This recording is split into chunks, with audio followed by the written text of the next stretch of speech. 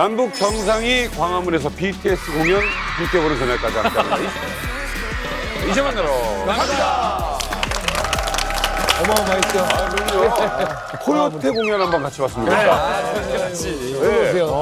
어쨌든 요즘 뭐 야외 공연 많죠. 이 봄날입니다. 예, 좀 약간 이거 더운 거 아닌가 싶기도 한데도 봄바람은커녕 남북 관계에는 지금 찬바람이 더 쌩쌩 불고 있습니다. 북한은 최근 한국을 가장 적대적인 국가로 지목을 했습니다. 남북 관계 개선을 원한다는 우리 측 정부에다가 개꿈 같은 소리라면서 악담을 했습니다. 계절은 뭐 봄을 지나서 이미 여름으로 가고 있는 듯한 느낌입니다만 남북 관계만큼은 얼음이 꽁꽁한 한겨울 날씨 같은 그런 분위기입니다. 그런데요, 이런 북한의 김정은은 그새 새로운 친구를 또 사귀었다고 합니다. 동민 씨, 그 친구 누군지 아시겠어요? 새로운 친구요? 새로운 친구. 아무리 생각해봐도 떠오르는 사람이 없거든요. 근데 지금 어떻게 보면 요즘은 어떻게 보면 푸틴하고 지금 가장 친하잖아요. 푸틴, 네. 푸틴 형님. 그 친구가 아니라 형님이지. 형님인가요? 푸틴을 친구라고 하긴 좀 그렇죠. 그 아래급으로. 형님으로 이렇게 좀 친하게 지내고 있는데 새로운 친구가 생겼다고요? 그렇죠. 이게 푸틴과의 관계는 사실은 뭐 방송에서 적합한 용어인지 모르겠습니다만 형님과 꼬붕 정도의 아주 부적절했어. 너무 잘 어울려요. 그렇게도 북한의 새 친구 역시 이 푸틴 형님과 굉장히 친한 관계라고 해요. 정답은 러시아의 바로 옆에 있는 나라죠. 벨라루스의 대통령인 알렉산드로 루카센코였습니다. 지난 3월 25일 루카센코 대통령은 전격 방문해서요. 이 김정은과 손을 맞잡았는데 영상으로 확인해 보겠습니다.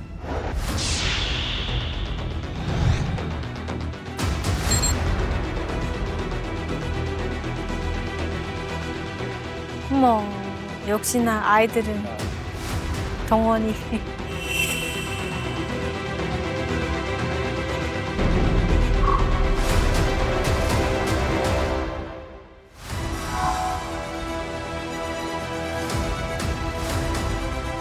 (33년)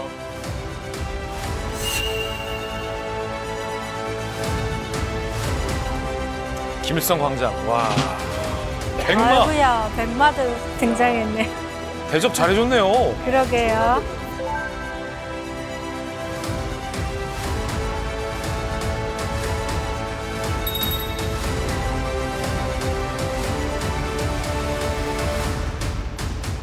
푸틴 갔을 때 약간 이런 구도.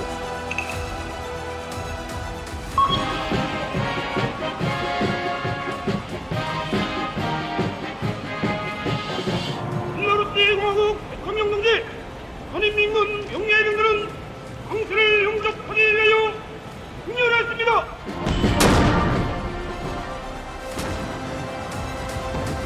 지금 예포 발사하고 최고의 대우를 해줍니다.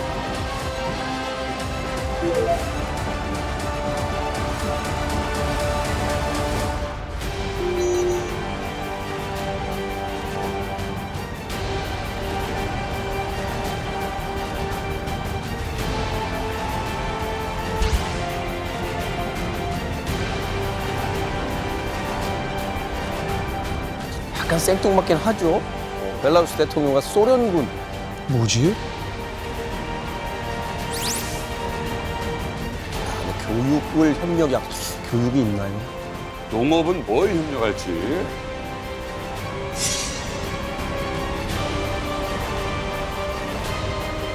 아, 원래 대사관이 없었나 보네요.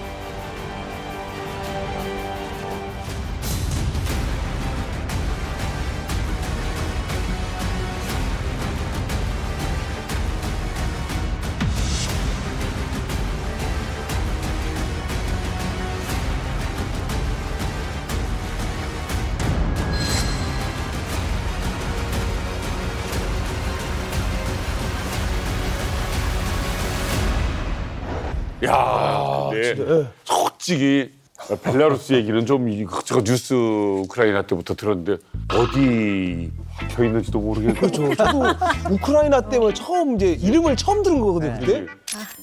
벨라루스는 어떤 나라예요? 그러니까 단연코 솔직히 지금 그 유럽사와 세계사를 이해하시기 위해서는요, 벨라루스 역사와 벨라루스 현재를 아셔야지 돼요. 그러니까 벨라루스 같은 경우에는 면적은 뭐 한반도 정도 되고 이제 인구는 900만 명 정도 되는데 900만 명. 위치를 보시면요, 여기 벨라루스가 러시아와 서유럽 사이에 딱 끼어 있어요. 가운데. 그러니까 완충지대예요, 완충지대. 크네? 그래서 우리 한반도 정도가 면적이에요. 그래서 러시아가 이른바 서유럽으로 가기 위해서도 벨라루스를 거쳐야 되고 네. 서유럽 국가들이 러시아 쪽으로 진출하려고 하더라도 벨라루스를 거쳐가야 돼요. 그 완충지대라고 볼 수 있거든요. 그러니까 지금 같은 경우에도 폴란드는 나토 회원국이거든요. 예. 나토 회원국인데 벨라루스가 막아주고 있어요. 만약에 벨라루스가 없죠. 네. 그러면 나토 회원국인 폴란드가 바로 러시아와 맨살을 맞붙이게 돼요. 벨라루스가 서방과 러시아 입장에서 보면 약간 입술 같은 관계네요. 순망치 않은. 순망치 아니죠? 그래서 러시아, 우크라이나, 폴란드 사이에 있는 그 벨라루스 같은 경우에 그러니까 지금 러시아 입장에서도 굉장히 중요하고 완충지대, 폴란드와 우크라이나 입장에서도 완충지대. 그리고 루카센코가 유럽의 마지막 독재자라고 하거든요. 예. 친러 국가. 예. 지금도 우리와는 좋은 관계가 있을 수가 없는 나라예요. 그런 벨라루스 대통령이 갑자기 북한에 왔어요. 북한에 왔다. 예, 이거는 김정은하고 친해지겠다라는 신호잖아요. 김정은 입장에서 하메네이 제거됐죠. 베네수엘라의 마두로 체포됐죠. 전 세계 독재자가 몇 명 안 남았습니다. 그래서 저는 사실은 벨라루스 독재자의 존재에 대해서 까마득히 잊고 있었어요. 전 세계에 찾아보니까 한 명 더 있었네. 그것도 나랑 친한 형님이랑 또 친해. 부하로 데리고 있는 애야. 같은 급에서 딱 어울리기 좋죠. 그죠?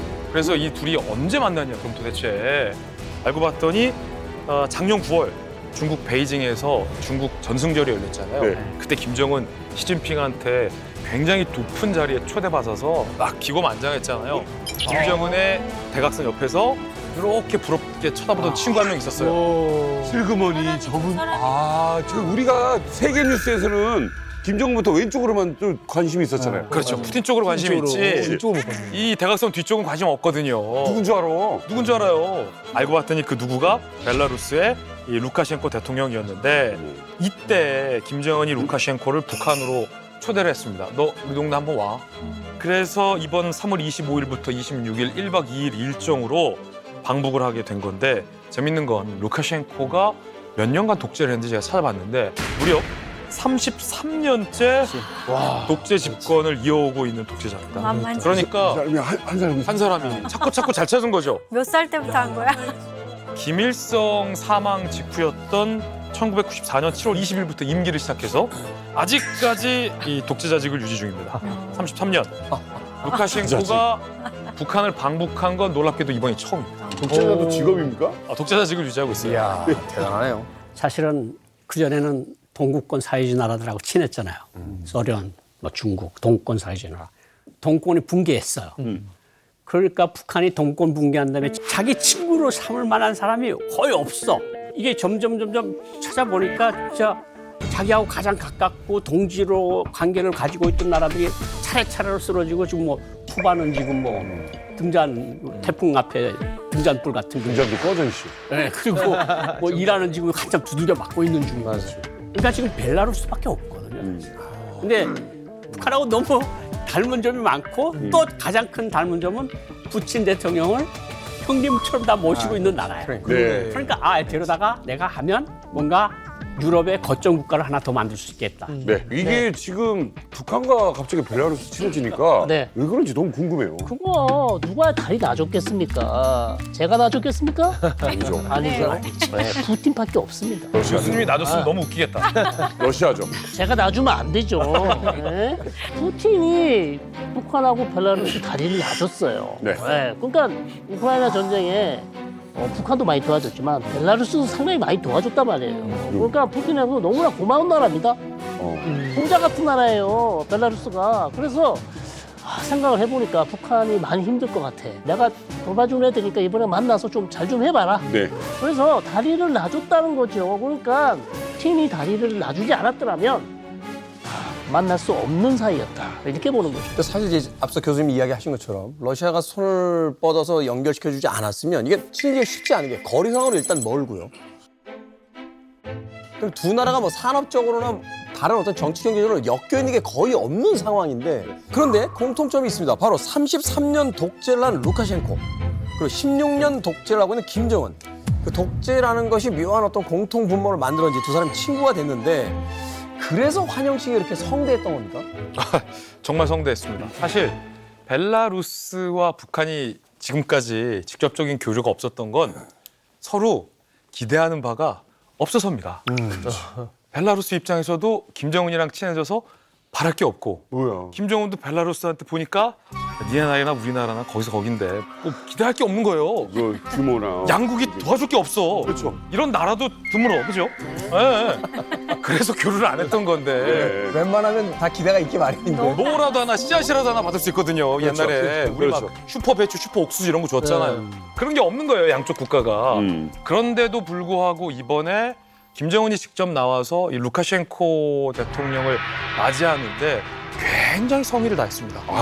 엄청나게 신경을 썼어요. 일단 김일성 광장 통으로 빌렸죠. 통대관 했죠.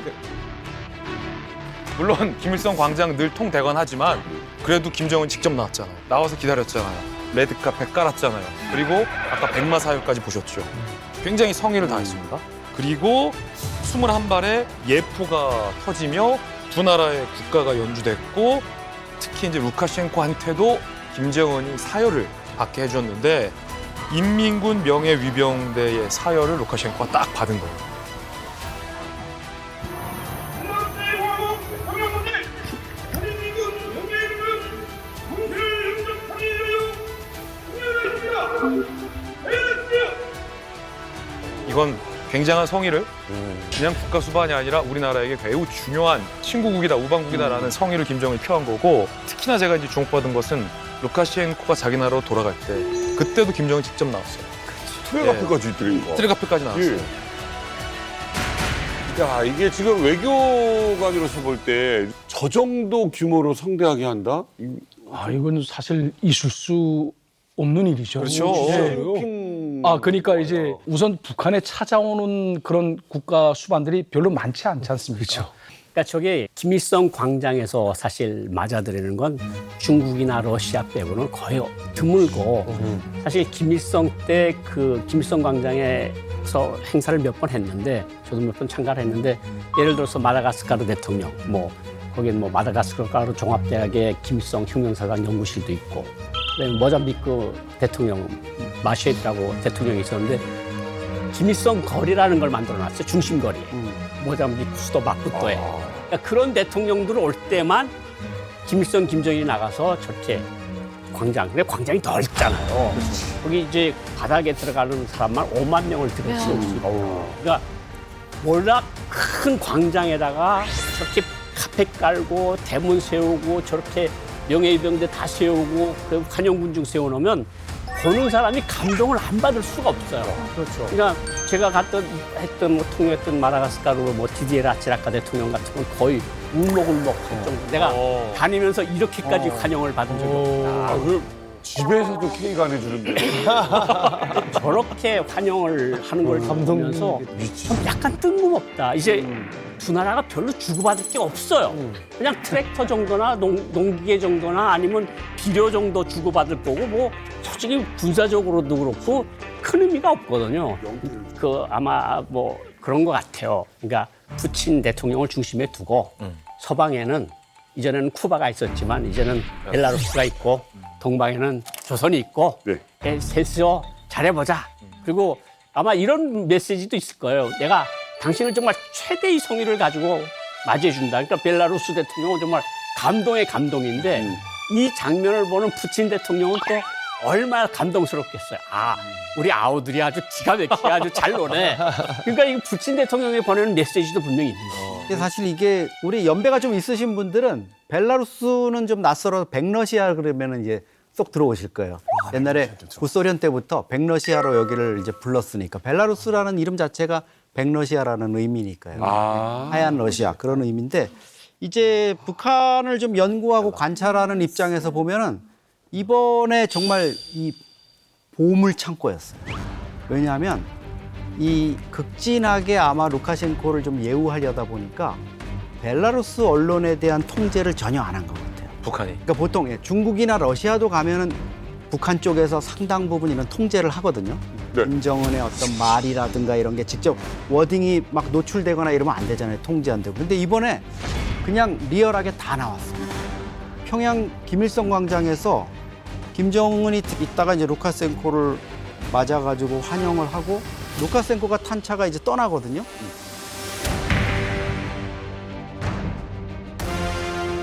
김정은이가 인사를 하면 너무 반가워서 차를 따라가면서 인사를 했어요. 그리고 김정은이가 이제 차 떠나니까 그럼 내 차는 어디 있나 봤더니 자기 차는 저쪽 끄트머리에서 이제 돌아오려고 막 준비하고 있고 그러니까 이게 아닌가 하고 누구를 봐야 되겠습니까? 현송월이. 나의 의전장 현송월은 어디 있나 했더니 현송월은 다른 간부랑 또 딴 얘기하고 있어요. 아이고. 그리고 근데 본인은 지금 너무 많이 걸어갔어요. 큰일 났다. 루카셴코를 따라서. 애매하다. 그러니까 간부들한테 인사하면서 자기가 그 길로 그냥 가더라고요. 그리고 애기들이 아까 우리 환영하는 영상 봤지만 정말 영혼 없이 환영 이러는 게 다 나오는 게 너무 지쳐가지고 애기.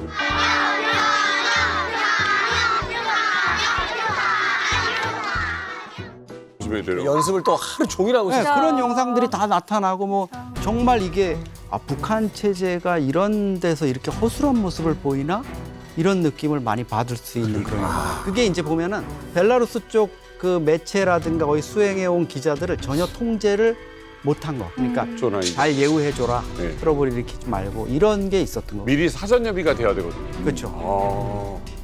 저는 이게 딱 봐도 저 의전이 좀 투머치 아니에요? 좀 과도하지 않습니까? 과도해요. 근데 저걸 딱 보는 순간에 70년대 우리나라가 생각이 났었어요. 왜요? 그때 70년대 제가 초등학교 뿌리는 거. 때인데 네. 그때도 아프리카에서 대통령 오면 우리 다 동원 나갔거든요. 바다당 나가가지고 막 손 흔들고 국기 흔들고 막 그랬거든요. 그때 기념우표 엄청 기념표도 나왔어요. 나오고 그럼 또 사러 가고 우체국에 그때가 뭐였냐면은 그 비동맹 외교라고 있었잖아요. 북한이 그쪽에 굉장히 강할 때거든요. 그래서 우리가 북한하고 막 대결 의식이 막 올라가가지고 저쪽으로 하나라도 더 끌어오면 우리의 승리가 되는 체제의 승리가 되는 그런 분위기 속에서 이제 과잉 의전들이 행해졌고 그때 역시 마찬가지입니다. 그 가봉의 봉고 대통령 와가지고 완전히 엄청나게 거국적 환영을 해주니까 꽁 간 거고. 그래서 일설에 그런 말도 있잖아요. 우리나라 봉고차가 그분 이름을 딴 거다라는 얘기도 있는 거고. 그래서 북한이 지금 보면은 과도한 의존을 하고 있는 건 역설적으로 얘기를 하면 좀 고립됐다라는 거죠. 자기들이 고립됐다라는 것을 갖다 역설적으로 좀 보여주는 것 같아요. 간증하는 것 같아요. 아니 이제 북한 사람들이 어떻게 보면 굉장히 환영을 해줬잖아요. 그때 이제 루카셴코 이 대통령은 엄청나게 만족한 좀 얼굴이었거든요.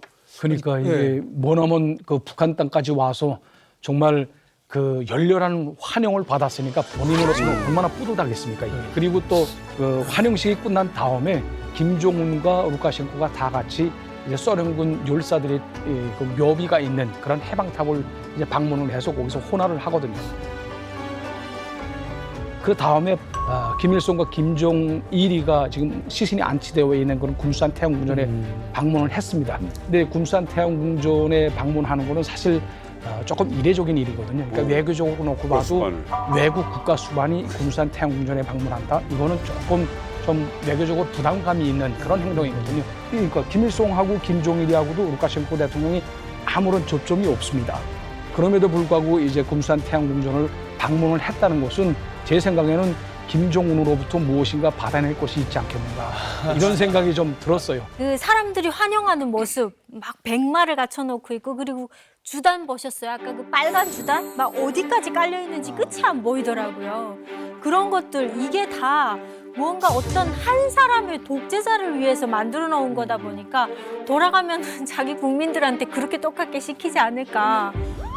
그대로 벤치마킹하지 않을까 그런 생각이 들더라고요. 뉴스 보는데. 북한에 외교관이 있는가 하면 이 경제에 관련된 외교 역할을 하시는 분이 있어요. 그리고 뭐 김정은 벤츠 구입하고 또 러시아에서 직접 활동을 하신 분입니다.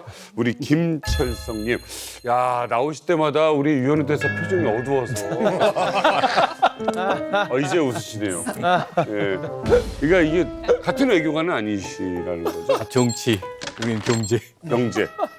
뭐 경쟁 관계입니까? 아니 너무 달라져. 그 사람들은 국가에서 밭주고 우리는 국가를 위해서 헌신하는 외교관. 대신에 유엔 대사님은 자존심이 더 있는 외교관이잖아요. 그런 나올 거- 때마다 내가 잘 인상이 막 오도줬다가 이제 밝게 이렇게 한다는 그런 설레지가 아, 빵 그래요? 터졌습니다. 아유, 알겠습니다. 억지로 웃으시는 거 아니에요? 죄송합니다. 농담입니다. 예, 유 대사님이 더 있어 보이세요. 그렇죠? 들었다 놨다. 이제 김철성님께 좀 여쭤보겠습니다. 러시아에서 이제 사업을 하셨어요. 근데 벨라루스는 저희는 사실 정보가 많이 없고 어떤 관계가 있습니까? 러시아와 벨라루스는 역사적으로 정치, 경제, 문화, 군사 등 많은 분야에서 협력을 하는 나라입니다. 특히 또 벨라루스는 러시아의 정책을 많이 또 따라하는 국가단 말입니다. 그래서 제가 뭐 러시아에 있을 때 TV를 봤는데 벨라루스 국가는 지금 러시아에 병합하려고 연방으로 들어가겠다 하면서 두 나라 대통령들 사이 그 문제를 이야기하던 거를 TV로 본 기억이 납니다. 의미가 있네요. 예. 그러다 나니까 지금 벨라루스 사람들은 좀 못 살아요. 경제가 이자처럼 못 살다 나니까 벨라루스 국민들이 러시아로 많이 넘어와서 장사를 하고 일을 하는 사람이 돈을 벌어가는 사람들이 많아요. 그러네요. 그러다 나니까 제가 러시아에 있을 때 또 벨라루스 택시 기사를 한번 타봤어요. 벨라루스 운전 기사가 오는 택시를 타봤는데 왜 러시아에 와서 돈벌이를 하냐 물어보니까 벨라루스는 못 살아서 러시아에 와야지 돈을 벌 수 있다 하면서 러시아에 와서 열심히 일을 하더만요. 러시아란 나라에 벨라루스가 붙어 살지 않으면 힘들어요. 벨라루스 사람들도 러시아어를 할 수 있어요? 잘해요. 잘해요. 벨라루스어가 있는데 대부분 다 러시아어를 써요. 러시아어를 하도 많이 쓰니까 그걸 공용어로 채택을 했습니다. 그렇죠. 지금 놀라운 이야기입니다. 지금 이 두 뭐 독재자가 만났는데 단순히 그냥 뭐 환영하고 끝난 게 아니라 이 루카셴코가 이 평양에 대사관을 두고 싶다라는 말을 했다고요. 8월 1일까지 이제 평양에 벨라루스의 대사관을 열 것이다라고 이제 발표를 했는데 그 말은 뭐냐면 일반적으로 대사관이 열리면은 영사관이 열립니다.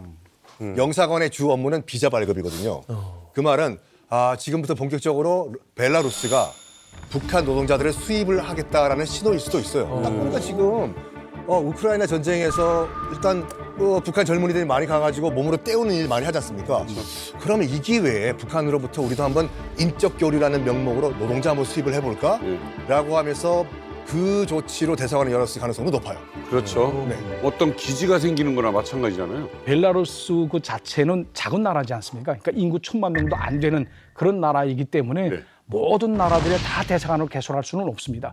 그런데 그것도 벨라루스 입장에서 놓고 보게 되면 가장 먼 데 있는 동방에 그것도 가장 가난한 나라인 북한에 이제 대사관을 개설한다. 이거는 엄청 그 의미가 큰 거죠. 그러니까 벨라루스가 북한을 중시한다는 거 그리고 북한과의 관계 발전을 추구한다는 이런 이미지가 이제 강하거든요. 예, 대사관 개설이. 그리고 또 이번에 두 나라 국가 지도자들이 만나서 무슨 협정도 체결하고 뭐 성명도 발표하고 했지만 실제적으로 대사관 개설한다 하게 되면 실제적인 관계 발전의 길에 들어선다. 이런 의미가 있습니다. 그러니까 대체로 북한에 대사관이 있는 나라는 한 20여 개밖에 안 돼요. 세네갈이다. 그러면 중국 주재 세네갈 대사가 평양을 겸임을 하거든요. 대체로 다 그래요. 왜냐하면 평양 들어가 봤자 뭐 활동도 못하고 하지도 못하게 하고 받아먹을 것도 없으니까 그냥 중국 주재 각국 대사가 겸임을 하거든요. 근데 그거를 떼서 평양에다 설치하겠다는 거는 내가 너네들하고 정말 관계를 다방면적으로 발전시킬 거야. 그런 의지 표명이라고 볼 수 있습니다. 이게 쉽게 볼 일만은 아닙니다. 뭔가 있지 않고서야 그렇게 돈을 쓸 리가 없거든요. 그렇죠. 외교적 수사라는 게 단지 뭐 그냥 기분학적으로 뭘 하는 건 아니잖아요. 그럼요. 대상을 개설한다는 건 뭔가 물밑에서 무엇인가 이야기가 있었던 것이고 또 두 나라의 어떤 관계가 이제 뭔가 좀 미래를 향해서 뭔가 지향하는 바가 있다 이렇게 볼 수 있는 건데 그런데요. 사실 이번 김정은과 루카셴코의 만남에서 가장 화제를 모은 장면은 따로 있습니다. 사실 두 정상이 진행한 선물 교환이 있었는데요. 상상도 못할 선물이 등장을 했습니다. 저도 이만갑을 통해 참 여러 가지 어떤 의전에 대한 그 행사들을 많이 봤습니다만 정상급 행사에서 이런 선물을 교환한다? 그 정체가 무엇인지 영상으로 확인해 보시죠.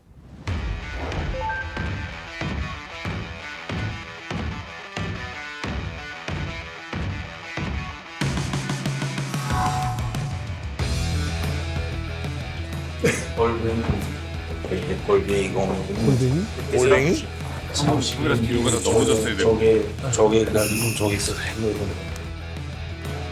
이건 의미 있네요. 얼굴을 새겨놨기 때문에 이건 의미 있어요.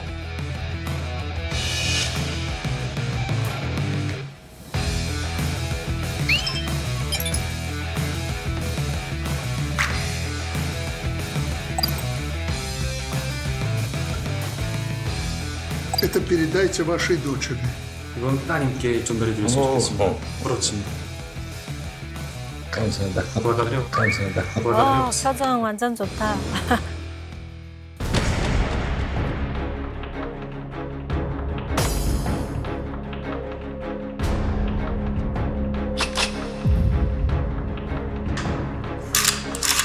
벨라루스 제 소총입니다.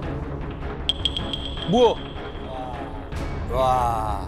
자, 벨라루스 제 소총입니다.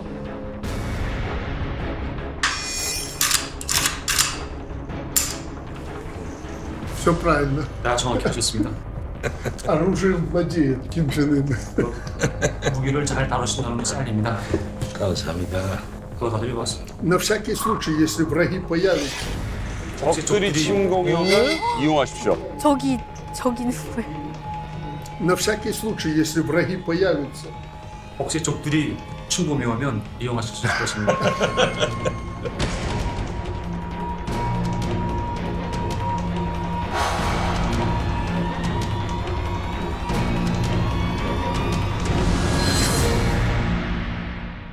이야, 대박이다. 굉장히 재밌게 봤어요. 벨라루스의 특산물이라고 하면서 허리띠를 하나 선물해줬어요. 그래서 저는 저 영상을 보면서 아니 보드카까진 그래 이해할 수 있는데 웬 허리띠 선물이냐. 근데 그냥 허리띠가 아니라 저게 이제 금실과 은실과 비단을 이용해서 정교하게 이 장인들이 만든 어떤 직물 예술 작품 수준의 허리띠라고 한답니다. 이게 벨라루스 18세기 귀족들에게서부터 이어져 내려오는 일종의 어떤 굉장한 공예품이다라는 의미로 허리띠를 선물했더라고요. 이건 굉장히 성의를 보인 거. 그리고 재밌는 건 김정은이 뭐 이렇게 그냥 무심결 봤어요. 허리띠, 뭐 보드카 만지작만지작 대다가 어디서 한번 좋아했냐면 따님에게 주는 선물이랍니다. это передайте вашей дочери. 이건 따님께 전달해드렸으면 좋겠습니다. 그렇습니다. 감사합니다. благодарю вас. 라고 통역관이 얘기하니까 그 브로치. 김주혜에게 주는 브로치를 보고 김정은 표정이 확 펴졌어요. 만발했어. 야, 이거 우리 딸한테 주면 진짜 좋아하겠다. 딸 선물을 준비해. 딸 선물을 챙겼다. 라는 건 이 루카셴코도 만만치 않다라는 거죠. 뭘 줬을 때 김정은이 좋아한다는 걸 아는 거잖아요. 그리고 누구에게 줬을까인데 하필 딸. 그리고 뭐 기사나 원고에는 안 나오지만 사실은 사모님 주라고 꽃 장식을 선물했어요. 이거는 당신의 부인께 드리는 것입니다. 분무로 만들어 Это nаш Василек. 그거는 이제 김정은이 그냥 이렇게 보더라고요. 와이프 선물은 뭐 그냥 나 맞다. 딸 선물에는 이렇게 한껏 웃는 모습을 보여줬죠. 그렇죠. 그런데 총이라. 여기서 말하는 VSK 소총은 간단치 않은 소총입니다. 이게 벨라루스에서 생산되는 소총이긴 해요. 그런데 러시아 총이에요. 아, 그래? 예, 원래 러시아의 이 VSK 소총을 벨라루스에 의탁해서 벨라루스가 부품을 받아서 다시 이제 조립해서 러시아로 보내는 시기였거든요. 근데 최근부터 러시아가 완전한 신임을 벨라루스한테 줬어요. 네가 그냥 처음부터 끝까지 다 니네 생산해. 그래서 100% 벨라루스에서 자체 제작한 러시아제 VSK 현대화된 소총이에요. 이걸 루카셴코가 들고 와서 김정은에게 줬다는 거예요. 김정은 입장에서는 야, 이거 러시아에서 현대화한 소총인데 신상품인데 이걸 들고 왔어? 아니 근데 원래 이렇게 좀 이 국가 정상끼리 만나는 자리에서 이 총도 주고받고 하나요? 이렇게 선물로? 총 주는 경우가 없죠. 뭐 상징적으로 이제 뭐 이렇게 장식된 총을 주거나 이러는 경우는 있지만 전통 문양의 총을 되게 그 국가의 정체성을 드러내거나 아니면 잘 생산되는 무슨 산업 관련한 거 이런 거. 작년에 10월에 우리 한미 정상회담 때 이재명 대통령은 트럼프 대통령한테 이제 천마총 금관 모양 이런 것들 아니면 뭐 훈장을 준다든가 이런 거고 트럼프 대통령은 또 저 금 열쇠, 황금 열쇠를 줬잖아요. 이게 언제든지 당신이 백악관 문을 열고 들어올 수 있는 열쇠입니다. 이래서 좀 호의를 이제 오픈된 마인드를 보여주는 거고 한중 정상회담 때도 보면은 뭐 중국산 핸드폰을 준다든가 이렇게 해서 우리 이런 거 잘 만든다 이런 건데 이 선물 교환식이라는 것 자체가 되게 영상이 나오는 거 보면 볼품이 없었어요. 장황하게 선물이 뭐가 많은데 김정은이가 표정이 점점점 어두워져요. 뭐 통역이 뭐라면 이건 벨라루스에서 생산된 짬이랍니다. 짬이랍니다. 잼 가져오고 그리고 버터 가져오고 이제 낙농 이런 쪽 좀 하니까. Это варенье, 이것은 짬입니다. мед. 그다음에 꿀 넣었어요. 이것 아직 방부제가 들어가지 않았기 때문에 빨리 잡수셔야 합니다. 저는 이 장면을 보면서 벨라루스가 김종은과의 만남에 굉장히 큰 공을 들였구나 이런 생각이 들었습니다. 벨라루스 대통령이 이제 김종은이한테 지금 총을 주지 않았습니까? 그러니까 일반적으로 외국의 종상들이 서로 선물을 주고 받을 때에는 외교적으로 그러니까 이 선물에 대한 것을 다 일일이 쏘가지고 사진까지 찍어서 해당 나라에 보내줍니다. 그러니까 이런 것들을 우리가 선물로 준비하려고 한다. 왜냐하면 해당 나라 국가 수반의 취미 그리고 그 나라의 무슨 문화, 종교, 역사, 풍습 이런 것도 다 알아야 된단 말이죠. 전례가 되지 않게. 예, 아까처럼 뭐 벨라루스에서 나오는 보드카 다국을 하면서 이걸 아랍 나라 대통령한테 주게 되면 이건 완전 신뢰거든요. 해당 나라 대통령의 취미까지 다 알아야 되는데 이거를 이제 총을 만약에 이제 그 선물을 하겠다 하게 되면 아마 김종은에 대한 그런 개인 자료를 다 연구를 했을 겁니다. 그러니까 김종은이가 뭐 스위스 유학을 했다든 등, 김일성 군사종합대학에서 포병학과를 나왔다는 등, 그리고 또 군사 분야에 매우 특화되어 있는 그런 지도자라는 것, 이런 것들을 다 요해를 해가지고 아마 총을 선택했을 거라고 저는 그렇게 생각하고 있습니다. 사실 총하면 중동이에요. 왜 중동인가? 중동에서 결혼식 하면 맞아. 다 아시잖아요. 머리 위에다 총 쏘잖아요. 결혼식 할 때 총 쏘잖아요.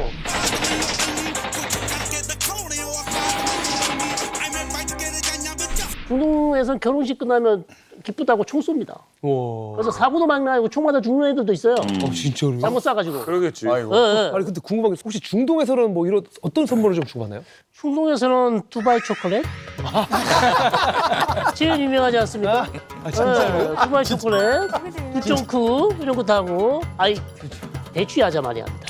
대추야자. 대추야자가 우리 두바이 공항 가시면 대추야자 상품 많이 있잖아요. 상품 여러 개 있는데 아주 고가의 비싼 사우디에서 생산되는 유명한 아주 최고가의 대추야자 상품 선물로 많이 합니다.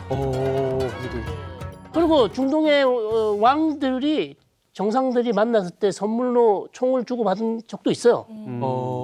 그래서 사우디에서 뭐 후세인 국왕 만나면 총을 선물로 줬다든지 그런 게 있어요, 실제로. 맞네요. 뭐 금총 비슷한 뭐 그런 것도 있고. 김정은과 김주애 어떻게 보면 영화 제목일 수도 있는데 부녀 총잡이라고 해가지고 총을 되게 좋아해요. 지난 2월에 썼죠. 가죽 코트를 입은 김주애가 이제 신형 저격총을 쏘는 장면이 또 연출됐습니다.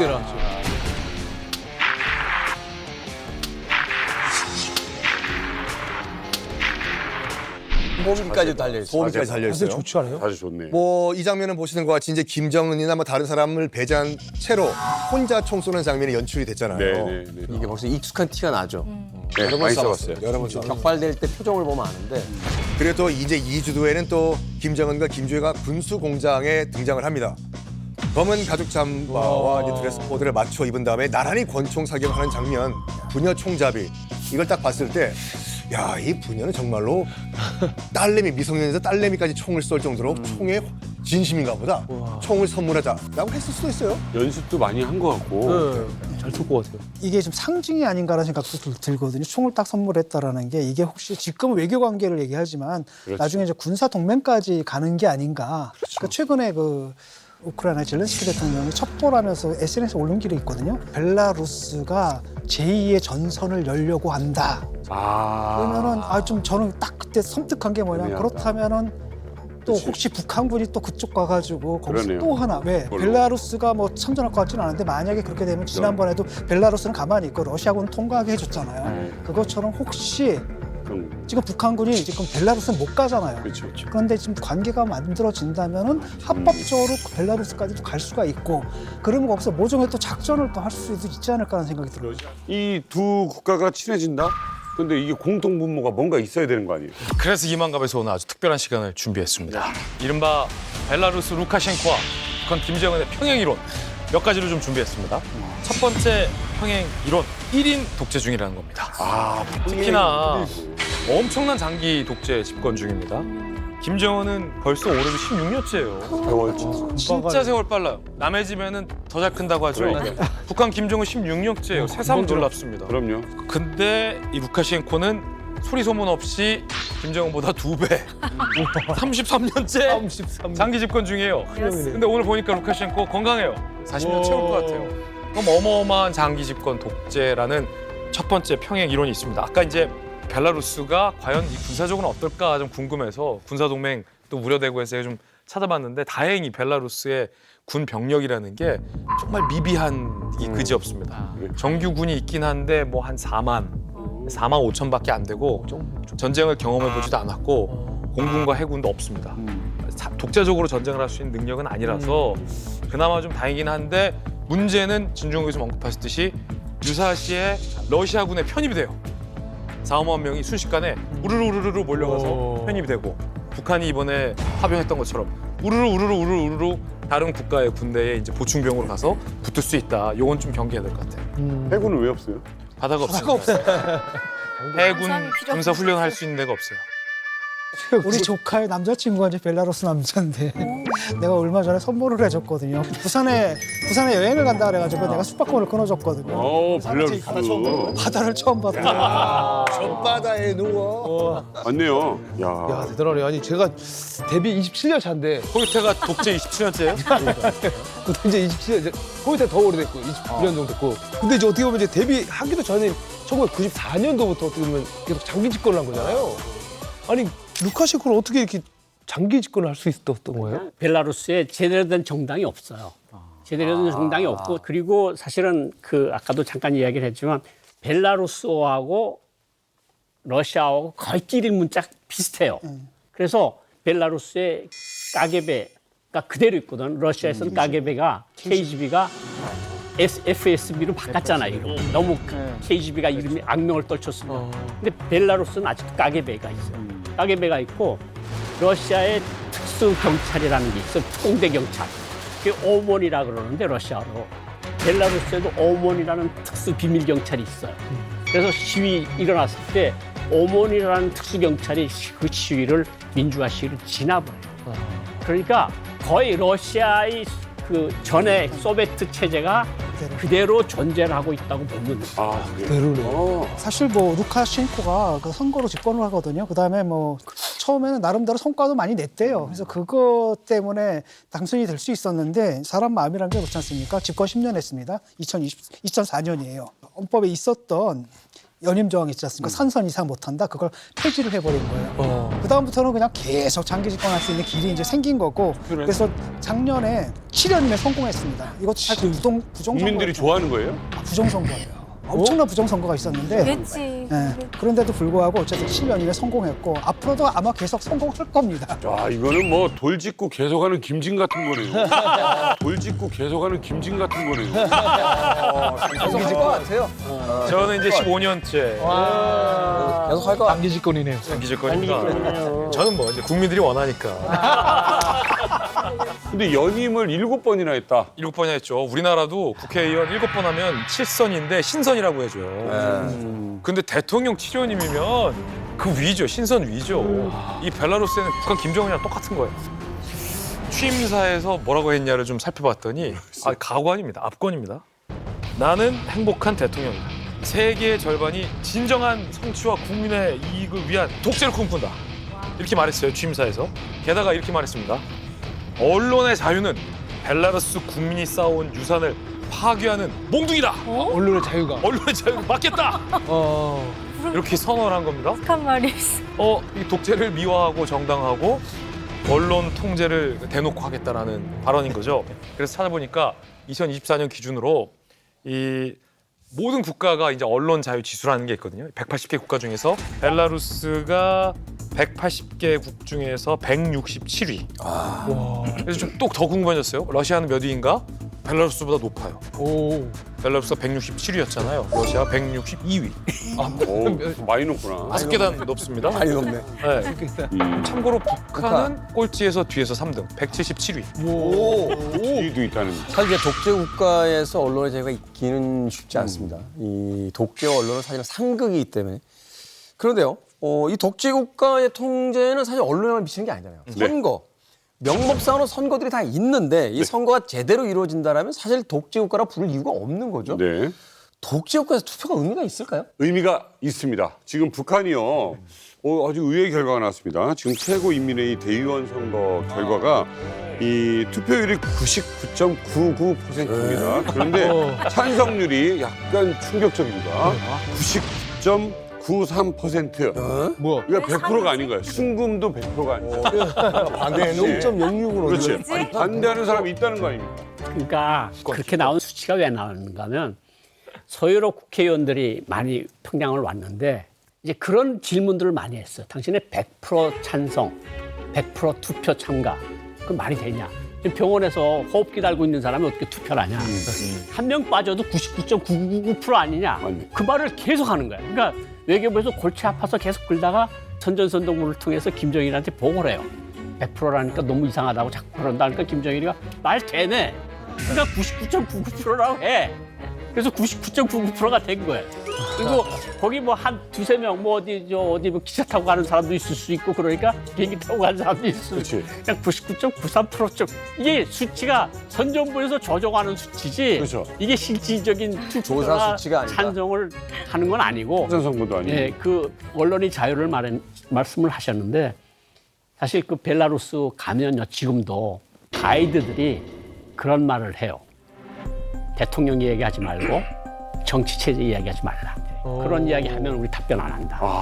그러니까 99.93%나 정치 체제나 대통령에 대한 이야기 하지 말라는 나라나 거의 그저 거기서 거기 아니겠습니까? 그러니까 제가 여기 6년 동안 살면서 뭐 총선을 2번 겪고 무슨 대통령 선거 뭐 해가지고 선거를 많이 해봤는데 여기 우리 보게 되면 무슨 뭐 당들이 쫙 써 있지 않습니까? 그리고 또 이 후보자들 쭉 써 있고 여기서 또 누구를 또 선택을 해야 되잖아요.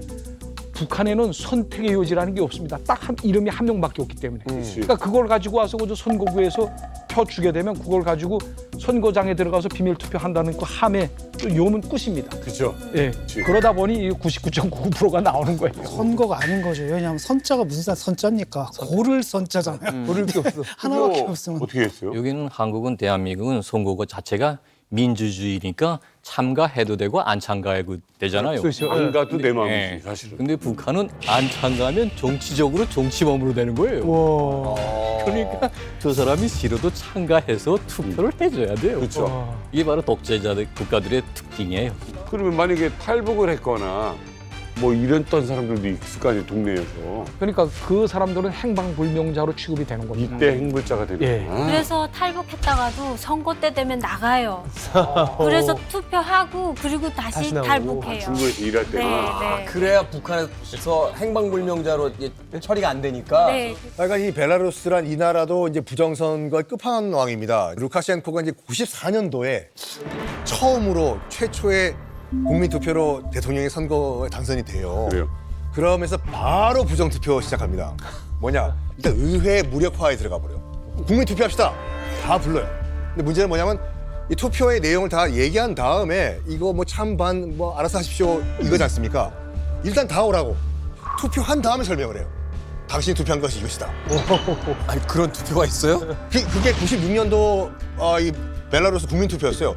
도장 찍은 다음에 투표 찍은 다음에 네가 한 투표가 이거다 라고 할 정도로. 사인했더니 이혼 소리야. 아 그래요?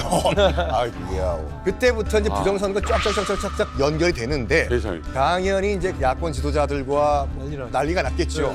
일단 실종 그리고 의문사 막 당합니다. 그리고 이제 그 벨라루스의 2020년에 6연임 도전 대선이었는데 이게 정말로 부정선거의 끝판왕이었어요. 이때는 정말로 벨라루스 국민들도 이건 아니다. 그러니까 정말 대규모 전국적인 반정부 시위가 벌어졌거든요. 시위대를 진압하는 과정에서 최소 5명의 사망자가 발생을 했습니다. 그리고 시위 한 달 만에 체포된 사람만 무려 7,000명이 넘었다고 합니다. 뭐 그 이후에는 광범위한 학대, 고문이 보고가 돼가지고 논란이 되기도 했다고 하죠. 루카셴코의 만행이 이제 여기서 끝이 아닙니다. 좀 황당한 일도 있었거든요. 해외에 머물고 있었던 반정부 활동가가 있었어요. 이 사람을 체포하기 위해서 공중 납치극까지 벌입니다. 납치극. 네, 이분이 2021년에 벨라루스의 야권운동가 라만 프라타세비치라는 사람이 있어요. 이 좋은 사람이 사람이네. 그리스에서 리투아니아로 향하는 여객기를 타고 있었습니다. 근데 그게 이제 벨라루스의 영공을 통과하거든요. 그러니까 갑자기 뭐라 그러냐면 갑자기 비행기에 그 테러범이 폭탄을 설치해놨다. 그래서 전투기까지 띄워가지고 강제로 비행기를 갖다가 벨라루스의 민스크에다가 착륙을 시켜버리는 겁니다. 그래가지고 거기서 체포가 돼요. 결국은 감옥까지 가거든요. 한마디로 자기의 정치적 반대자를 잡아넣기 위해서 국제적인 항공기 납치 테러까지 벌인 거죠. 그래서 다른 나라의 항공기를 그렇죠. 전투기를 동원해서 착륙시켜버린 거잖아요. 아일랜드 민항기였어요. 네. 그래서 그 이후부터는 아예 벨라루스 영공을 통과하지 않고 우회해가지고 이거 항공 평행 자체가 이론이다. 바뀌었습니다. 평행 이론이야. 지금 북한 영공을 통과하는 비행기 없거든요. 네, 우리도 지금 블라디보스톡이나 몽고 가려면 돌아서 가야 되는데, 이거 평행 이론이네요. 진짜 그러네요. 이게 중동에는 이런 일들이 비일비재합니다. 중동은 도대체 중동은 어떤 나라에 있는 왜 겁니까? 그런 걸 자꾸 놀라시는지 제가 다 놀랍니다. 지금. 왜 놀라시는 거죠? 놀랄 이유가 없는데. 이런 일에 견줄 만한 얘기가 있다고요? 아 있죠. 최근에도 있었습니다. 이란. 뭔데요? 이란 1월 달에 반정부시 심하게 했었죠. 그때 이란이 벌써 야권 인사들 전부 가택 연금시켰어요. 역모에 가담할 수도 있다. 이래가지고 하산 루하니 대통령, 개혁파 사람들 싹 다 가택 연금시켰어요. 시리아도 그랬잖아요. 2011년 반정부시 났을 때 시리아는 더 심했어요. 뭐 가택 연금 수준이 아니라 고문을 해서 사람들을 시리아 국민들을 많이 죽이기도 했습니다. 그래서 고문 기술자가 나왔죠. 그 사람이 모든 자료를 미국으로 가져갔어요. 그래서 미국에서 다 공개가 된 적도 있습니다. 네. 그러니까 이게 뭐 여기서는 뭐 놀랄 일이지만 중동에서는 전혀 놀랄 일이 아닙니다. 지금 보니까 평행 이론, 이 겹치는 게 계속 나옵니다. 자, 두 번째 평행 이론 들어가겠습니다. 오늘 매우 흥미로워요. 김정은과 벨라루스 루카셴코의 평행 이론. 두 번째는 둘 다 세습 독재를 꿈꾼다는 것. 김정은에게 누가 있습니까? 김주애가 있죠. 루카셴코에게도 아들이 있습니다. 거긴 또 아들이에요. 예, 아들이 이 셋이에요. 그런데 이 루카셴코가 데리고 다니는 후계자는 이 셋 중에 몇째일까요? 첫째. 김종우 씨. 첫째 장작. 첫째 아닙니다. 둘째. 차나? 둘째도 아닙니다. 셋째? 셋째 아들을 됩니다. 이름이 이제 니콜라이인데 루카셴코의 총애를 가장 많이 받는 아들입니다. 일단 그 니콜라이가 대중에 처음 짜잔 데뷔한 것이 이제 2008년도 벨라루스 독립 기념일 그때 행사였는데 꼬마죠, 꼬마요. 저 때가 단 4살 때였거든요. 일단 군복을 입혀가지고 군사 퍼레이드를 아빠와 함께 봤습니다. 그냥 이뻐서 막내 아들을 아빠가 이리 와 우쭈쭈 데려다니는 게 아니라 실제로 서방과 이제 그 세계 지도자들에게 내 다음에는 얘다 상견례를 시켜준 케이스가 많아요. 예를 들어가지고 만난 사람이 버락 오바마 미국 대통령, 교황, 인사하십시오. 내 아들입니다. 다 소개를 시켜줬다고 하죠.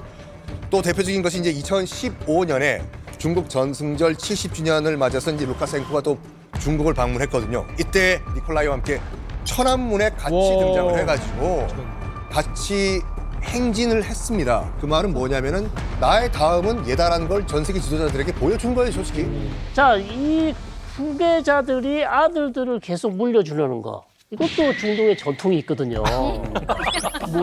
네. 게 없어요. 오히려 왕족이 있잖아요. 네, 그렇죠. 왕들은 당연하죠. 왕들은 뭐 그냥 자연스럽게 합법적으로 할 수 있습니다. 왕들은. 왕 말고도 독재자들이 자기 아들한테 물려주려고 했다가 사고를 친 사람들이 있습니다. 누구야? 예를 들면 이집트의 호스니 무바라크. 무바라크 아들이 가말 무바라크를 후계자로 했다가 국민들이 엄청나게 반대했잖아요. 그러면서 어쨌든 무바라크는 정권이 무너졌어요. 사담 후세인 아들들도 유명했잖아요. 진짜? 네, 사담 후세인 아들들도 중요한 역할을 많이 했었어요. 그다음에 리비아의 가다피 아들들도 유명했어요. 요직에 있었어요. 예, 요직에 있었죠. 그렇기 때문에 사실 중동에는 놀랍지 않습니다. 포기하는 거. 독재자들이 아들 대통령을 시리아도 뽑는 그래. 거. 생각해보니까. 이 21세기에도 왜 세습을 주장하거나 세습을 하려고 할까를 보면 결국 이제 독재의 끝이 좋지 않다는 것을 알고 있기 때문에 바로 이제 세습을 통해서 그것을 이제 극복해 보려고 하는 것들인데 그래서 놀라운 게 이 루카셴코가 이번 방북 때 아들 니콜라이를 데려갔다는 사실입니다. 이거 좀 뭔가 좀 의미심장한 어떤 의미가 있는 거 아닙니까? 아, 여기도 갔어요? 예, 그 평양에 데려갔는데 금수란 궁전에 갔을 때 니콜라이 데리고 들어갔어요. 시신 참배할 때 데려갔는데 이제 루카셴코가 이제 절을 하라 그러니까 저기 약간 어색하게 서 있다가 이제 약간 목례를 하는데 약간 이상하게 목례를 해 이런 식으로. 안 해봤습니다. 예, 그러니까 저거 10살짜리도 저렇게 잘하고 저렇게 잘 키우고 있는데 나는 22살에 난 아들 데리고 다니는데 저 아들은 왜 이렇게 삐죽해가지고 이런 생각을 안 하겠어요? 그림을 보면서. 그러니까 아마 루카셴코가 이번에 평양 가서 배운 게 아마 여기 가슴에 새긴 게 명심한 게 몇 가지가 있을 겁니다. 네. 저렇게 내가 꼭 해야 되겠고 아들도 어떻게 해야 되겠다 이런 생각을 했을까. 지금까지 얘기가 진짜라면 이 세수까지 평행 이론으로 딱 떨어진다고요. 소름 끼치는 거예요. 나중에 진짜 친해져 봐요. 러시아 통해가지고 왔다 갔다 뭔가 주고받고 핵이 있는데 미사일이 있는데. 또 다른 평행 이론이라고 볼 수 있는데 벨라루스와 북한 모두 다 자국 영토 내에 핵이 있어요. 그거지. 이게 사실은 제일 크고 위협적이고 무섭죠. 그렇죠. 주고받을 게 있다는 거죠. 네. 또 하나의 평행 이론은 러시아가 지켜주고 있는 벨라루스와 핵, 중국이 묵인해주고 지켜주고 있는 북한의 핵. 2022년 2월 27일 벨라루스가 국민투표를 합니다. 그 전까지 벨라루스는 나름의 중립국가를 표방했고 핵에서도 핵 없는 나라를 표방했어요. 네. 우리는 비핵화 나라다. 그런데 그 2022년 2월 달에 국민투표를 통해서 헌법을 바꿔버립니다. 핵무기 없는 국가 조항을 삭제해버립니다. 그리고 나서 2023년 바로 1년 뒤에 러시아의 푸틴이 벨라루스 영토 안에 수십 개의 러시아 전술 핵무기를 쫙 배치합니다.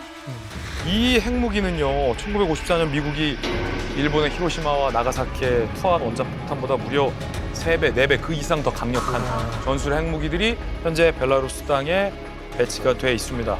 소련이 해체되고 나서 러시아가 자국 영토 밖의 남의 나라에 핵무기를 반출시킨 유일한 사례입니다.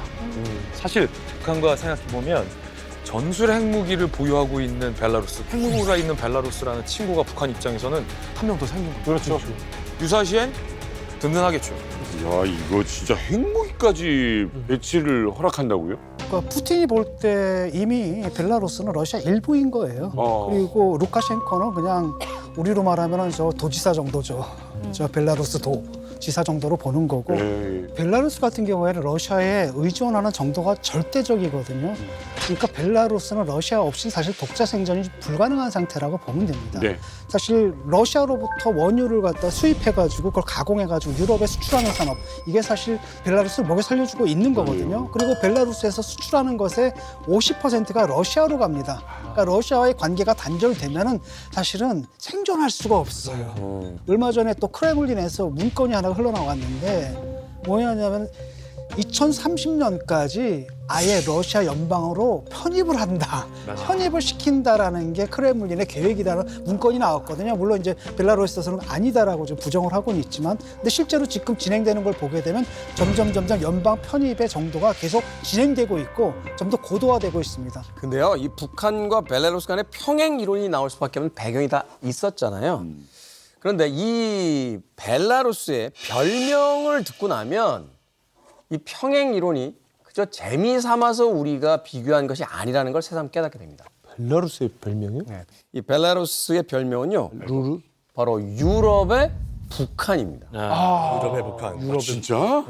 도대체 벨라루스는 어쩌다 유럽의 북한이라는 별명을 갖게 된 겁니까? 자, 여러분들 왜 벨라루스가 유럽의 북한이라는 오명을 갖게 됐는지 궁금하시죠? 네. 그리고 왜 루카셴코라는 독재자가 33년 동안 철권 통치하게 된 배경 궁금하시죠? 궁금해요. 설마 이 궁금함을 풀어주는 바로 이만갑 최고의 코너를 넘어서 설마 채널 A 최고의 코너로 거듭나고 있는 썬킴의 거침없는 세계사를 통해서 벨라루스의 모든 것을 공개하겠습니다. 기다렸다. 일단 벨라루스란 나라 생각보다 역사가 복잡해요. 자, 그럼 벨라루스란 나라를 한번 우리가 들어가 봐야 되는데 어디서부터 들어가냐면 바로 리투아니아 대공국부터 들어가셔야 돼요.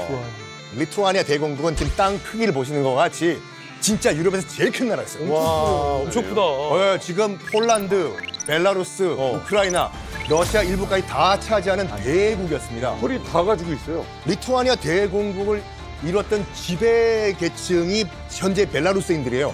그래서 벨라루스인들은 이걸 되게 자랑스럽게 생각합니다. 네. 그런데 위기가 또 찾아와요. 16세기, 17세기 넘어가면서 네. 바로 동쪽에 있었던 이 붉은 곰 러시아 제정 러시아죠. 황제가 다스리던 제정 러시아가 점점 세력을 키워가면서 서쪽으로 들어오기 시작해요. 그러니까 결국에는 1793년에 러시아 제국의 침공에 의해 가지고 우리가 현재 알고 있는 벨라루스가 지도상에서 사라져 버려요. 러시아 제정 러시아죠. 황제가 다스리던 제정 러시아의 1793년에 편입이 돼 버립니다. 그냥 통째로. 그렇죠.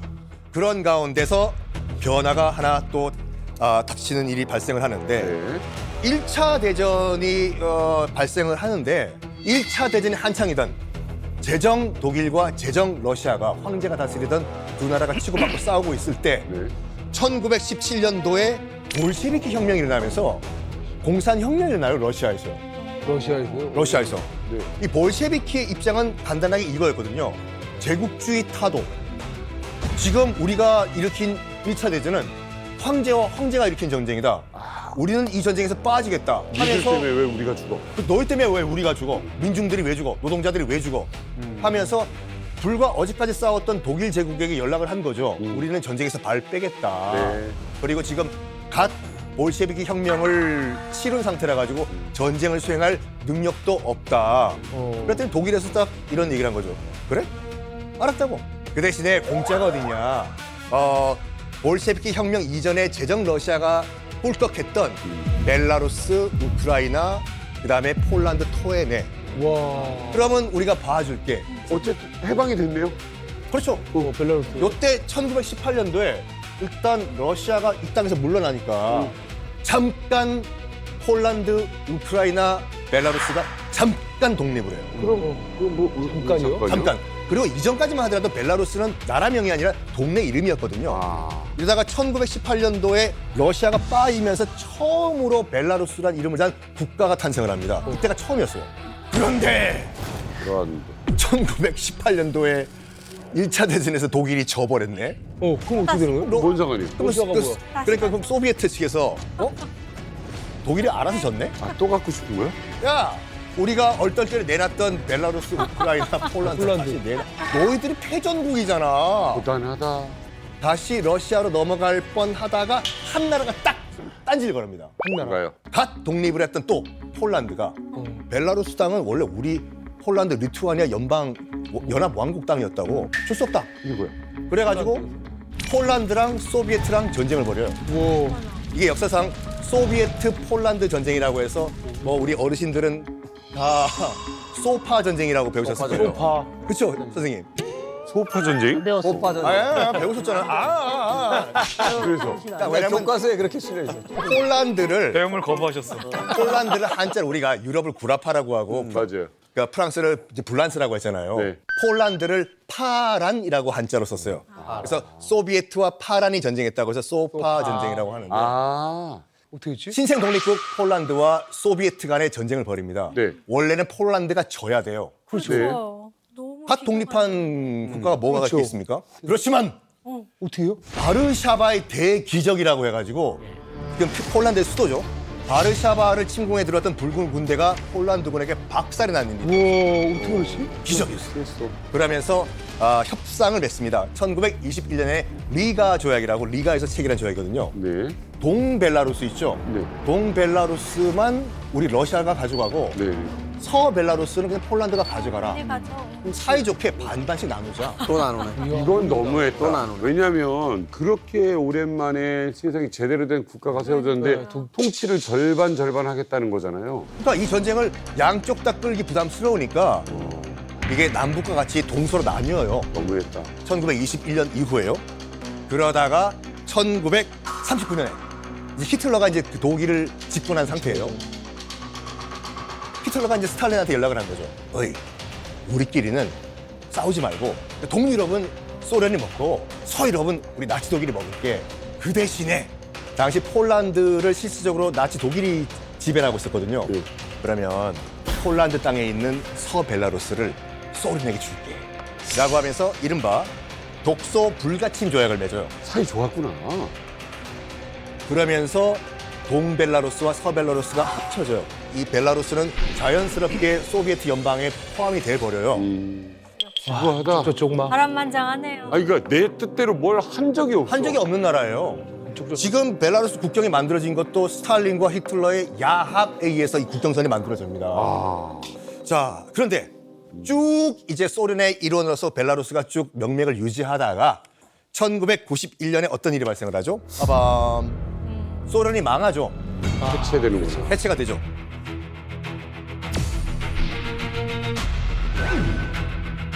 붕괴가 되면 잘 살 줄 알았어요. 웬걸? 일단 국영기업 싹 다 민영화를 하다 보니까 이게 제대로 되겠습니까? 민영기업 이런 걸 구경도 못한 사람들이잖아요. 소련을 주도했던 러시아도 개판이었고 우크라이나도 개판이었고 당연히 옛 소련의 일원이었던 벨라루스도 개판이 됩니다. 벨라루스도 상황이 안 좋았어요. 뭐 국영기업들이 다 민영화되고 하다 보니까 원래 나왔던 월급도 안 나오고 이때 한 등장한 인물이 바로 루카센코였습니다. 아, 루카센코요. 협동농장 지배인 출신이었거든요. 이 양반이 이제 뭘 하냐면 유명한 연설을 해요. 자, 벨라루스의 노동자들, 농민 여러분들, 내 말 들으십시오. 저는 좌파도 아니고 우파도 아닙니다. 저는 여러분들의 월급을 횡령한 나쁜 놈들을 때려잡는 것을 목표로 여러분들의 리더가 되겠습니다. 라고 하면서 94년도 대통령 선거에 나오는데 실제로 벨라루스 국민들도 야, 우파도 아니고 좌파도 아니고 월급 루팡 때려잡아 준다고 하니까 80%가 넘는 득표율로 94년도에 첫 민선 대통령으로 당선이 돼요. 인기가 많았네요. 그렇게 많은데 언제부터 그러면 독재자가 된 거예요? 쉽게 설명을 드리겠습니다. 일단 러시아가 개판이었거든요. 예. 이분 누구예요? 술 좋아하시는 우리 주당들에게는 뭐 대단하신 존재죠. 아침에 일어나자마자 보드카를 완샷 하시다는 보리스 옐친 러시아 대통령 이 양반이 굉장한 친미주의자였어요.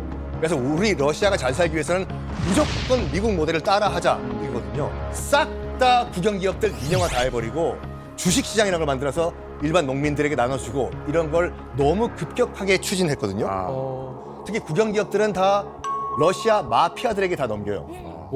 그러면서 그 국영기업들을 소지했던 마피아들은 올리가르히라고 하는 신흥 재벌 겸 마피아들이 돼버립니다.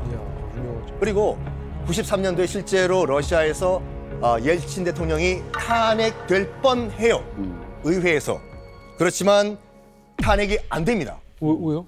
어떻게요? 왜냐하면 탱크를 몰고 가가지고 의사당을 날려버려요.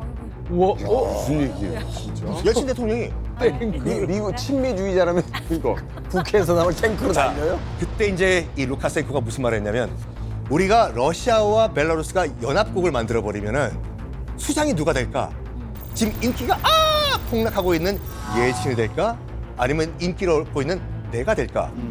머리를 굴리다 보니까 러시아와 벨라루스가 연합국을 만들어 버리면 내가 통합 국가의 원수가 될 수 있다라는 생각을 하면서 가방이 엄청 컸네요. 이렇게 뭐야 이거? 96년도에 러시아 벨라루스 공동체 조약을 맺은 거예요. 이대로만 가면 나쁘지 않아. 그렇지만 얼마 지나지 않아가지고 옐친은 스스로 하야를 하고 2000년도에 2000년도에 당시에 옐친의 오른팔이었던 한 인물이 집권을 합니다. 바로 푸틴. 2000년도? 이 2000년도에. 자, 그런 다음부터는 두 사이가 굉장히 사이가 안 좋아졌어요. 벨라루스랑. 푸틴이 그루지아를 침공한 적이 한 번 있습니다. 그루지아. 그러니까 조지아라고 하는데요. 그루지아를 침공했을 때 루카센코가 반대를 해요.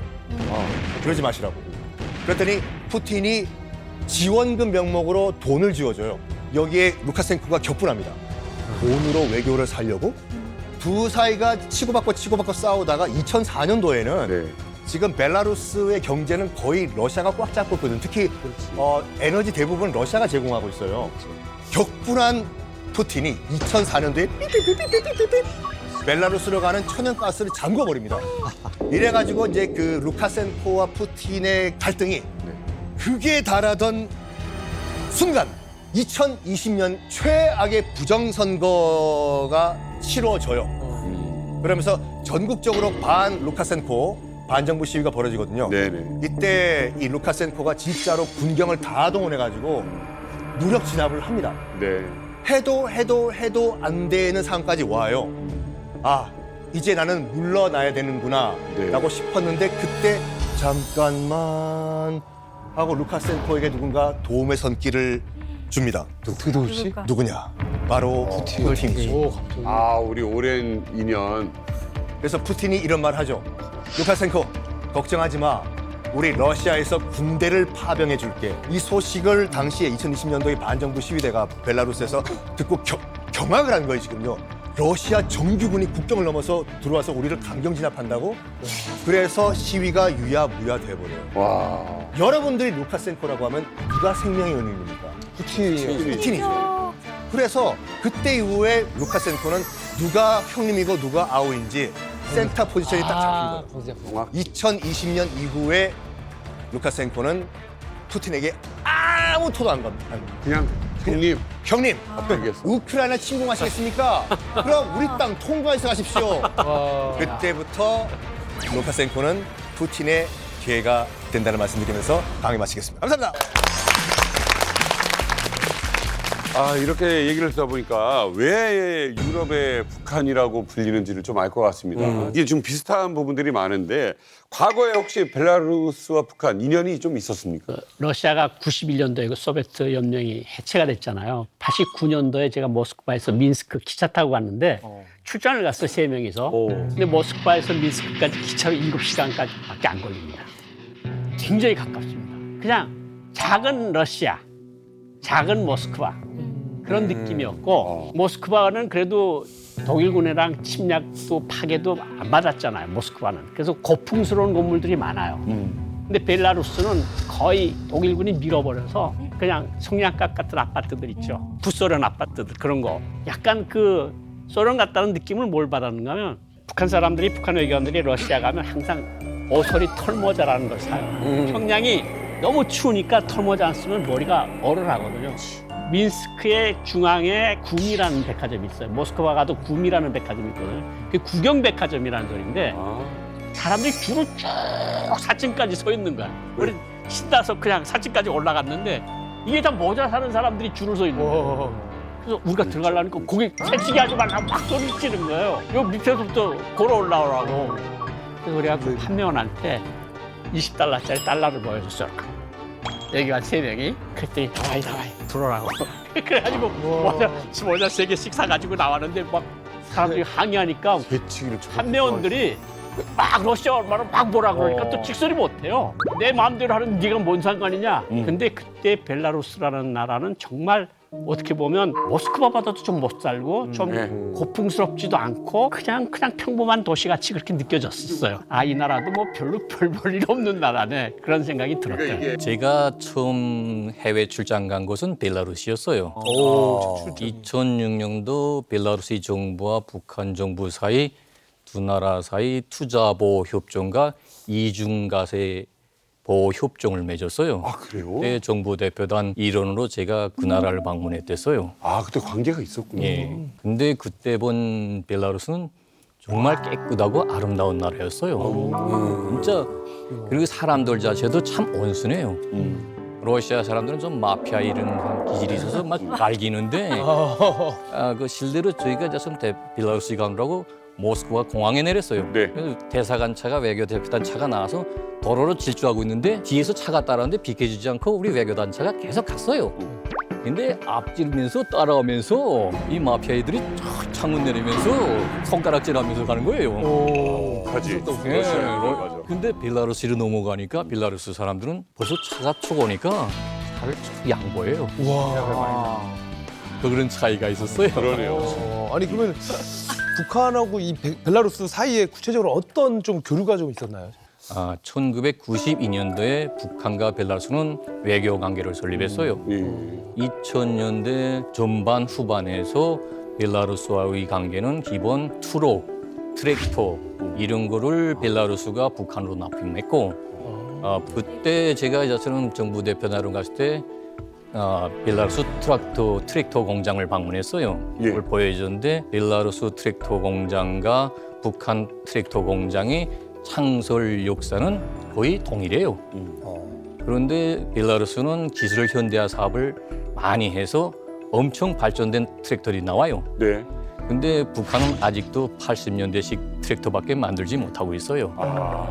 김철성 우리 선생님은 점잖게 이제 트랙터 얘기만 하셨지만 사실은 그 이면에 있는 민낯을 제가 좀 얘기할까 합니다. 뭡니까? 소련이 해체되고 나서 북한 같은 이 국가에게는 기회의 땅이 열린 거나 마찬가지였습니다. 왜냐하면 소련이 해체되면서 소련이 보유하고 있었던 그 엄청난 재래식 무기들 우크라이나에, 벨라루시에, 북한말로 곳곳에 은닉돼 있을 거란 말이에요. 북한이 러시아산, 그러니까 소련제 무기죠. 러시아산 대공 방어 미사일 S-300이었죠. 그리고 그때 북한이 제가 알기로 요 무기 확보해서 이집트에다가 이 무기에 파는 이 중개 또 업을 했거든요. 근데 또 돈을 쏠쏠히 북한이 제가 재미 본 걸로 알고 있습니다. 그래서 이 김철성 부대표님이 요 활약은 빼시고 트랙터 얘기만 하셔가지고 제가 이 질문 안 드릴 수가 없습니다. 그런 역할을 했어요. 그때 벨라루스 경제무역 대표부의 김정순 대표라는 분이 계셨어요. 네. 그분이 이자처럼 S-300 대공 미사일을 들여오는 거 엄청 공헌을 했는데 그때 대표부 위원회를 열었어요. 거기에 벨라루시 장군들과 우크라이나 장군들을 다 초청했어요. 그래서 그다음엔 그 장군들을 초청하니까 그분들은 다 술을 좋아하잖아요. 술 40도짜리 3박스를 넣고 그다음엔 그분들을 이자처럼 술을 다 내겠어요. 예. 먹여서 그다음엔 술 마시고 떨어지지 않으니까 여기다 자 술 이제 마셨으니까 자 사인해라. 이 수출 계약서에 빨리 쓰니까 했으니까 이 사람들은 뭘 수표하는지도 몰라요. 오케이 하고 그다음에 결국 정순 대표는 보드카 3병을 마시고 그냥 떨어지지 않고 계약서를 수표하게 마지막까지 정신 차리고 해냈어요. 벨라루시 장군들과 우크라이나 장군들한테는 계속 술 컵으로 그저 마시게 하고 버닝컵에는 맹물을 마시자 하고 떨구고 이겼어 그래서.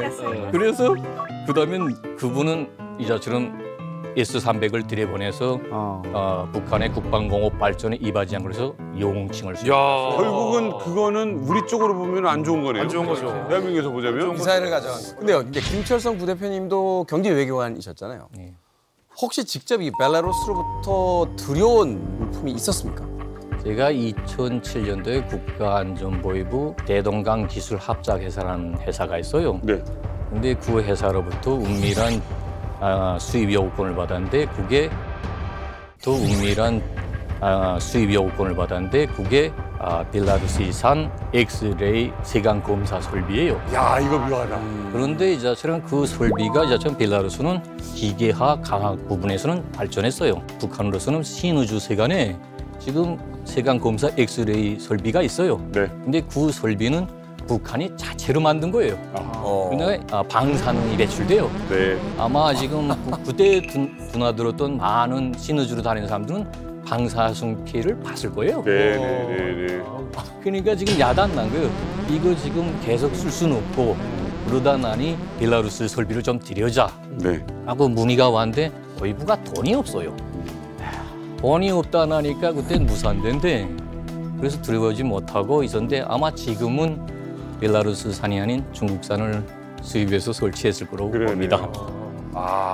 지금 보니까 이게 예전부터 교류가 좀 있었단 말이에요. 지금 그런데 다시 한번 손잡는다라는 거는 지금 끈끈해지고자 하는 뭔가가 있다는 거예요. 결정적인 계기가 된 게 러시아 우크라이나 전쟁이죠. 두 나라의 공통점이 뭡니까? 러시아가 우크라이나를 침공하는데 편의를 봐준 거거든요. 한쪽은 영토를 제공해줬고 북한에서는 병력을 보내서 쿠르스크 탈환 작전은 정말 북한 병력 아니면 러시아 혼자서 할 수가 없었거든요. 젊은이들의 목숨을 갈아놓은 거죠. 그 연장선상에서 지금 북한하고 벨라루스도 지금 가까워지는 것 같습니다. 예. 그렇죠. 그러니까 북한하고 사실 벨라루스가 역사적으로 보면 그렇게 뭘 없어요. 변변치가 않습니다. 그러니까 2024년 7월에 벨라루스 외교장관이 최초로 평양을 방문합니다. 그러면서 이제 뭐가 꿈틀꿈틀 돼요, 양쪽이. 예. 그런데 우리가 이제 기억하는 게 작년 10월에 최선희 외무상이 갑자기 벨라루스를 가잖아요. 아, 그래요? 네. 이거 왜 가지? 이랬는데 그때가 이제 유라시아 안보회의 민스크에서 열렸습니다. 네. 그 회의에 참석하러 갔는데 그 자리에서 이제 최선희가 김정은의 또 방북 초청 의사 이런 거를 또 한 번 다시 전하거든요. 그러면서 이제 뭔가 불꽃이 일더니 이번 이제 평양 방문까지 성사가 된 겁니다. 그랬네요. 앞으로는 점점 더 친해질 것 같아요. 이 양국 정상 행사 이후에 굉장히 빠른 시일 내에 북한이 벨라루스의 신임 대사를 파견합니다. 정상회담 이후 보름 만에 북한이 대사를 보내요. 이 이름도 나왔어요. 신임 대사 이름이 대외경제상 부상을 낸 걸로 알려져 있는 지경수 신임 대사예요. 대사가 7년 만에 바뀐 거지 않습니까? 원래 2019년에 벨라루스 주재 초대 대사로 주종봉이라는 사람이 임명이 됐었습니다. 이 사람이 외무성에서 러시아 담당국에서 근무를 했던 사람이에요. 주종봉이라는 사람이 술을 너무 좋아해서 이 사람 별명이 주종뱅입니다. 그래서 술을 참 좋아하는 사람입니다. 이 주종봉이가 나갔다가 지금 7년 만에 교대를 하는 건데 이 지경수라는 사람은 이게 새로 임명됐다는 것 자체는 벨라루스와의 그 관계를 더 발전시키려는 그런 북한의 우지라고 생각이 됩니다. 그러네요. 진짜 이게 아니 서로가 서로에게 필요한 상황이어가지고 이게 북한과 벨라루스는 어떻게든 만날 인연이었던 것 같은데 이 게다가 이제 두 나라 배후에는 또 러시아가 있잖아요. 러시아 때문에 그런 거예요. 러시아를 빼면 벨라루스랑 북한이 만나든 브루스를 추든 우리가 하등 신경 안 써도 됩니다. 그 허락 없이는 만나지도 못해요. 러시아 입장에선 벨라루스가 러시아의 서부전선 역할을 하는 거고요. 북한이 러시아의 최남부전선 역할을 하는 겁니다. 특히나 이 앞으로 향후 북한과 러시아와 벨라루스의 이 삼각관계를 좀 주목해서 봐야 될 것 같습니다.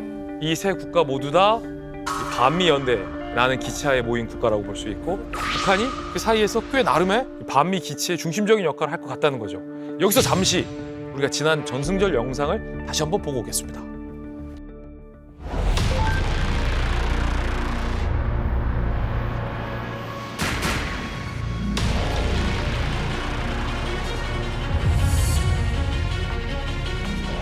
하면 인구가 몇이고 땅 넓이가 몇이야. 이야, 지구의 반을.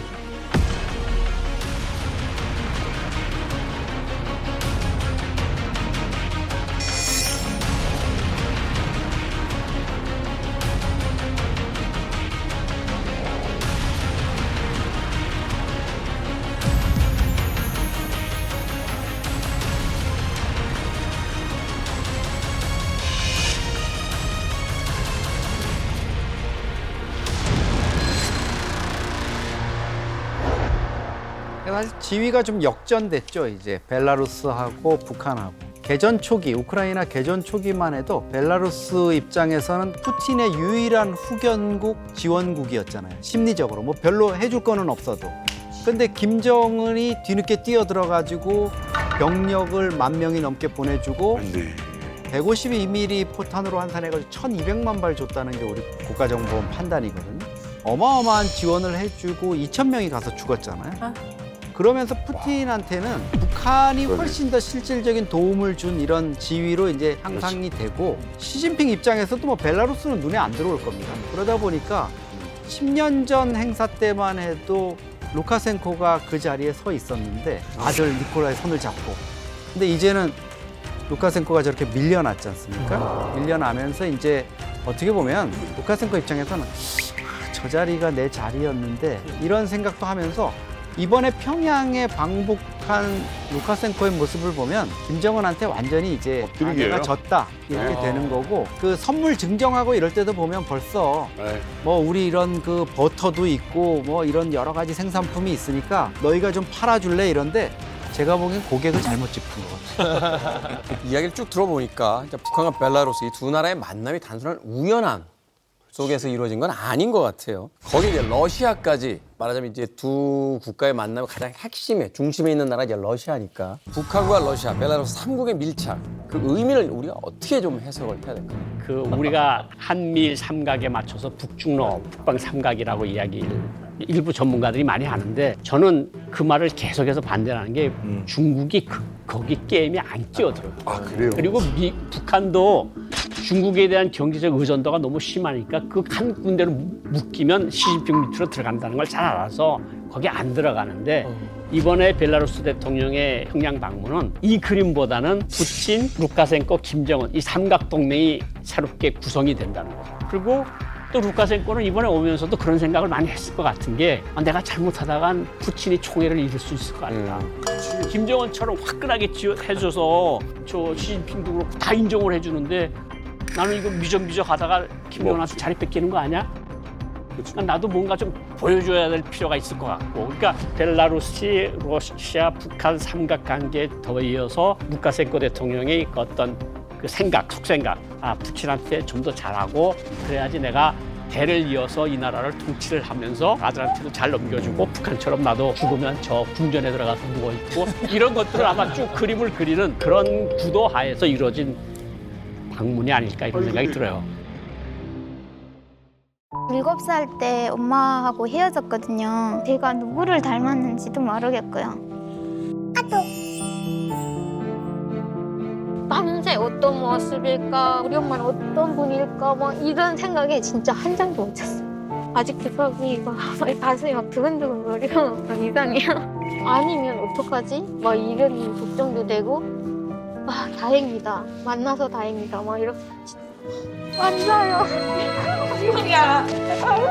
지우야. 엄마가 미안해. 너네가 됐지마. 내 돈을 사랑하니. 나 엄마가 너 버린 줄 알았어. 즐거운 파도에 세상 Play the next channel A